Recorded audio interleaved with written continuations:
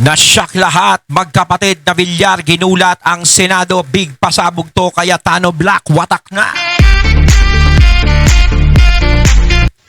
Ayan, syempre itong balitang ating matutunghayan ngayon ay nagmula kay Pinas Balita TV at syempre ito po ang inyong lingkod na si BT na magbibigay ng reaksyon at komento dito sa video na ating matutunghayan ngayon. At wag na natin pagtagalin at sabay-sabay na nating panoorin ang laman ng video na hatid sa atin ni Pinas Balita TV at bibigyan natin ng reaksyon ang balitang ito. Pasok! Bigyan natin ng reaction opinion ang host and official Bato Solid supporters. Ayun, syempre bago natin simulan ng video ito, nice ko nga pala magbigay ng credits dito sa boses at video na matutunghayan natin ngayon at bibigyan ng reaksyon. Walang iba kundi si General Macanas. Syempre huwag niyong kalimutang suportahan ang channel ni General Macanas mga katunay. Pakibisita po yan at huwag niyong kalimutang mag-subscribe at mag-follow para maging updated po tayo sa mga vlogs, reactions at sa mga balita na hinahatid sa atin ni General Macanas. Ayan po yung The General's Viewpoint mga katunay. Pakisuportahan po yan. Ipagpatuloy natin. Magkapatid na Senator Mark at Camille Villar nakatakdang imbestigahan ng opisina ng Ombudsman Rimulya. Ibinahagi ni Ombudsman Jesus Crispin Boying Rimulya na nakatakdan nilang silipin ang umano'y pagkakasangkot ng magkapatid na Senador Mark at Camille Villar Ayan. sa pagkakantala ng LRT1 Extension Project sa Cavite.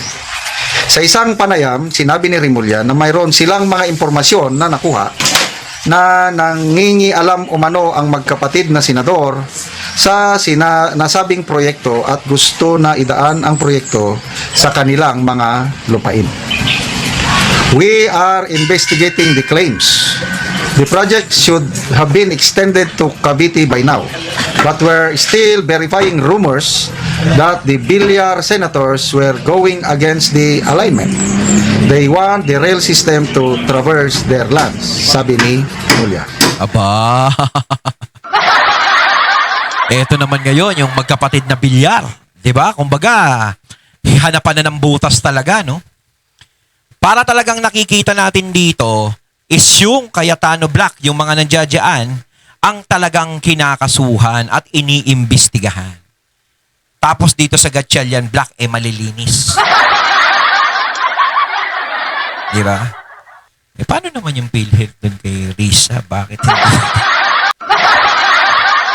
Magpalagay natin, chismis lang yun. Pagpalagay din natin, chismis din sa Villar. Di ba? Ganun lang yun eh. Bakit yung iba dyan, sa Gatchalian Black, lahat ba yan, pulitong matitino? Di ba? Tapos nababanggit pa yung iba dyan sa flood control o maleta issue na yan. Bakit hindi sila na iimbestigahan? Di ba? Tapos dito sa Cayetano Black, talagang puspusan yung pag-iimbestiga. Tapos gusto nyo tanggalin namin sa isip namin na wala, hindi namin pinupolitika to. Ginagawa nyo naman tanga yung mga Pilipino, huy. Huwag naman ganun. Ayon kay Rimulya, gusto manong idaan ng mga Villar ang LRT1 sa mga lupain nila sa C5 Road sa Las Piñas bago ito idaan sa Bacoor, Cavite. There's an alignment in Sucat, Parañaque where the project is stuck because they allegedly want it along C5 where they have properties. Aniya. Wala pang pahayag ang magkapatid na Villar sa mga sinabi ni Rimulya. Pero ito yung na chismis na parang kinausap sila, yung alam ko, yung mga Villar, di ba? Pero yung tatay daw ang nagsalita na see you in court, parang ganun. Siguro parang pinag-usapan siguro, pag hindi kayo, papakulong natin yung mga anak mo. Hindi. See you in court, parang si Manny Villar ata yung nagsalita, no? Nadidignan din natin yun. Kasi nakikita naman natin yung Villar, parang matibay talaga eh. Matibay talaga yung pagkakakapit nila sa sa Cayetano Black. 'Di ba? Hindi sila nachichismis na parang babaliktad o gagalaw ng hindi maganda. Si Senator Joel lang talaga yung nachichismis. Although hindi pa naman natin alam o confirm kung sigurado talaga na siya ay babaliktad. Uubusin nila ang mga senador sa Cayetano Black, Grabe, Tignan natin ang reaksyon ng taong bayan. 11,000 ang nag-react. 8,300 ang tumatawa 1,500 ang galit, 1,200 lang ang nag-like. So percentage-wise, nasa more than 90%, 91 or 92% ang galit or hindi naniniwala kay Remulla. Nasa 8% lang ang naniniwala sa kanyang pahayag. Talagang kalat-kalat na yung puwersa nila, no? Kita mo naman si Remulla, ombudsman, 'di ba? Lahat may mga harang eh. 'Di ba? Parang na-control na nila yung ball game. Basa tayo sa mga comments. June Onabia. Okay lang, 2028 ikaw naman iimbestigahan. Yes. Ito nakikita ko na. Ayan, kasi yan, yung 2028 na yun, didinig ko yan. Sa totoo lang, ang daming taong bayan, kahit tayo, is umaasa na magkakaroon ng pagbabago once na dumating ang eleksyon sa 2028 at manalo na. Kaya halimbawa, si BP Sara, kung makalusot siya sa impeachment, kasi talagang isa pa yan ang nakakatakot eh. No? Gusto nating, gusto natin tanggalin sa isip natin yung bagay na yun, yung salitang yun. Pero, hindi matanggal eh. Yung tipong, magkakaroon ba ng eleksyon? Yun yung katanungan na hindi matanggal sa isip ko rin. At hindi rin matanggal dun sa ibang mga nakakausap ko. Magkakaroon kaya ng eleksyon? Di ba? So kung magkakaroon man ng eleksyon, magiging patas naman kaya yung eleksyon. Pero syempre, di ba, alam naman natin kung sino may hawak ng makinate. Alam naman natin. Pero sana nga, di ba? Sana nga magkaroon ng eleksyon. At sana nga walang magmanipula ng eleksyon. Yun naman ang hinihiling natin. Kumbaga dapat maging sports. Pero, isa pang tanong, maging sports kaya sila?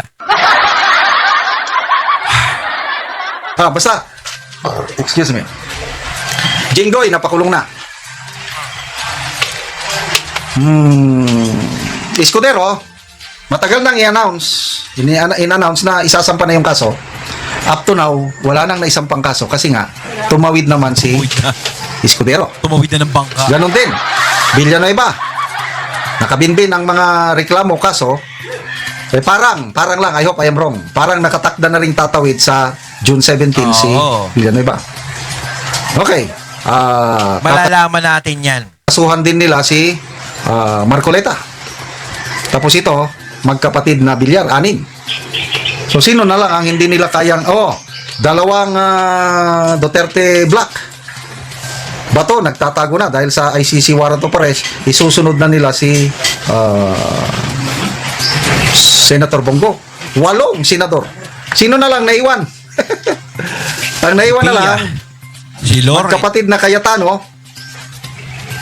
Amy Marcos. Sino pa? Ligarda. Sila na lang. Sila na lang. Talagang uubusin na lang. Bakit hindi na lang nila dire-diretsuhin? Pati si Senator Loren, si Amy, si Senator Alan, si Pia.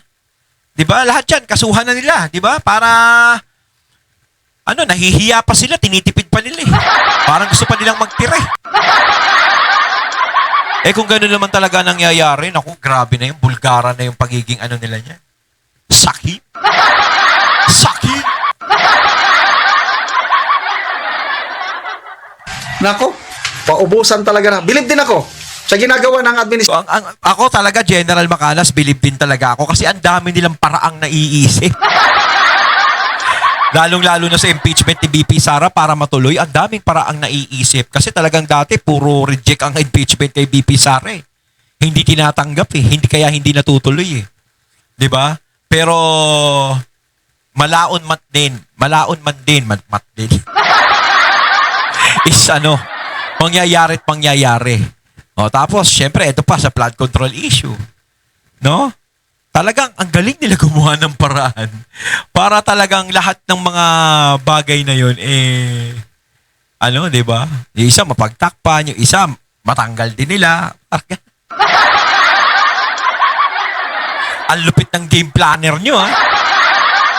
Administrasyon ito, in fairness, yung kanilang pagiging, how do I call it? Tuso, pagiging, in fairness, magaling sila na magpano sa kalaban. But then, may hangganan ang lahat. Kaya tama yung sinabi, sa 2020, bilog ang mundo. Hindi naman laging araw-araw Pasko eh. 'Di ba? At saka ang gulong umiikot 'yan. 'Di ba? Hindi naman lagi na nasa ibaba. nasa ibaba ka na. Pag umikot ang gulong o roleta, nasa ibabaw ka na niya. Kapag umikot yung roleta o gulong sa ibabaw, platin nyo na para hindi na magbago. Pag nanalo si BP Sara, halimbawa umubor ka na BP Sara, kila Cayetano yung laban, butasin nyo na yung gulong para hindi na umikot. Diba ang kanta, gulong ng palad? Gulong. Kung minsan nasa ibabaw, kung minsan nasa ilalim. Malala ko si Attorney Ferdinand Topacio. Sabi niya, Boyeng, sige lang. Naghahanda ko ng mga ebidensya laban sa iyo. Pag 2028, humanda ka. Sasampahan kita ng impeachment. Yes.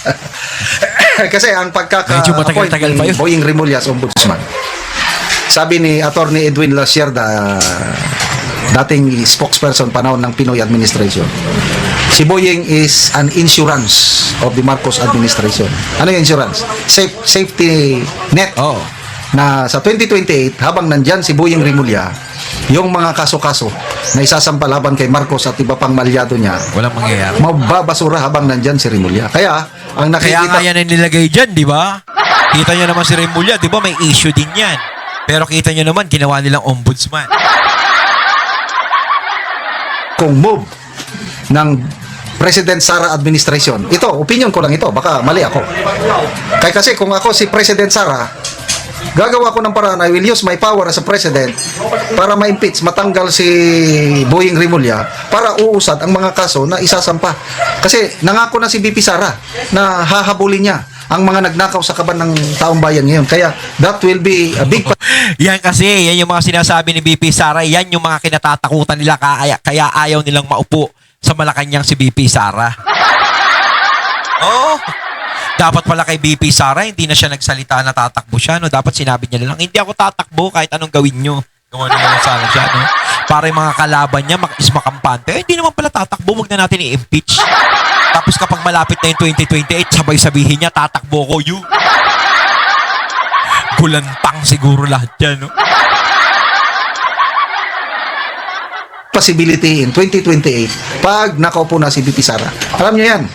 Ang politiko natin, madali lang magganyan-ganyan. Kung sinong nakaupo, yan, dadagsa ang makipag-alyado sa kanya ng mga lawmakers. So, parang sa, by the time, parang sa mga Duterte, di ba? Nung sila yung sila yung nakaupo, si PRRD, yung mga kalaban ngayon ay dating kakampi. Oh. Yung mga dating ang galit din sa Marcos, ngayon kakampi. Di ba? Kasi siyempre, parang gano'n na nangyayari, gamitan eh. Oh. Yung tipong kung sino ang may kapangyarihan ngayon, dun kami.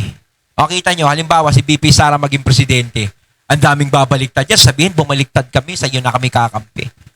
Samantalang dati, pinagmumumuran nila si BP Sara, di ba? Galit na galit sila. Tapos biglang sabihin nila, kay BP Sara, ay wag ka magtitiwala. Yan kasi ang naging mahirap sa mga Duterte. Yan ang naging problema nila. Madali silang magtiwala sa tao. Di ba? Kaya sana sa susunod, kung sakaling si BP Sara malagpasan niya yung mga impeachment na yan, is talagang ingat na. Di ba? Ingat. Huwag basta-basta. Kumbaga, yung mga bumaliktad sa kanila, huwag niya nang papalikin. At saka kilalanin niya kung sino talaga yung mga taong ayaw sa mga Duterte at sa kanya. Di ba? Kasi sigurado may mga maglalapitan niya, magpapalakas sa kanya. Halimbawa, nakaligtas si BP Sara sa impeachment, tapos tatakbo siyang presidente. Naku, daming babaliktad niya. Ang daming kakampi kay Sara Duterte niya. Dun talaga. Magkakaroon na maraming kakampi si BP. kung si BP Sara na ang presidente, makakuha na siya ng 1/3 of congressmen para i-impeach si Boyeng Rimulya. And by the time, with her, alam mo naman, yung power, charisma and everything, Ombudsman. baka sakaling Hindi makakuha pala siya. pwede yan yung kapag naupo kang presidente, kung iba na yung presidente, tatanggalin na yung ombudsman. Kailangan talaga marami pang proseso, no? Ito, kailangan pang idaan sa, ng 16 senators na boboto sa conviction ni Boyeng Rimulya. Kaya bilog ang mundo. Meantime, mga Cayetano Black Senators, laban lang. Huwag patatakot. Maliban lang yung isa o dalawa na natakot na. Sundin ninyo si Jinggoy Estrada. Ayun, mga katunay, syempre natungayan natin ang boses at video na yun na binigyan natin ng reaksyon na nagmula kay Pinas Balita TV. At syempre natungayan natin ang boses at video na yun na nagmula kay General Macanas na binigyan natin ng reaksyon. Kayo mga katunay, anong masasabi nyo tungkol dito? Comment lang po kayo sa comment box. So once again, I'm BT and I'm out.